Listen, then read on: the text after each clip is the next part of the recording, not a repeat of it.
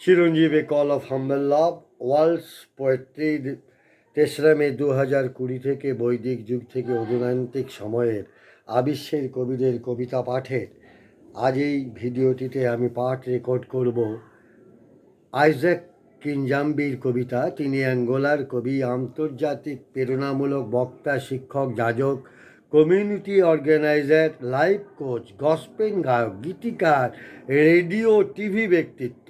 জন্ম মধ্য আফ্রিকার অ্যাঙ্গোলা অঞ্চলে 1972-এ।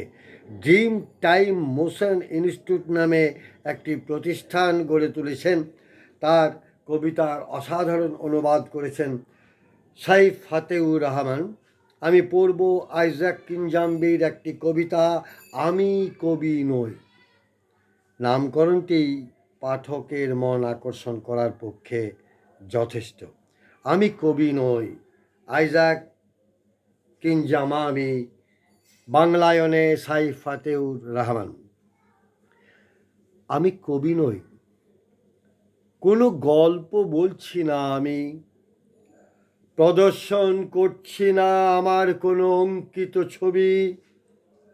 ন্যূনতর তার চেয়ে কম্পমান আমি, কম্পমান শব্দাঘাতে করছি বিড়বিড়, অশিক্ষিত মস্তিষ্কে বিড়বিড় ধ্বনি আমার। কি বলে সম্বোধন করব একে জানা নেই আমার। সঙ্গীত অথবা গদ্য, স্তোত্রপাঠ অথবা প্রার্থনা, কোনো গল্প নেই আমার আমার মতো যা বলা যায়। কোনো শব্দও নেই আমার যা উচ্চারণ করা যায়। নীরব তুমি, নীরবতার মাঝে আমি, কবি নই আমি, কবিতা নির্মাণ করি না আমি।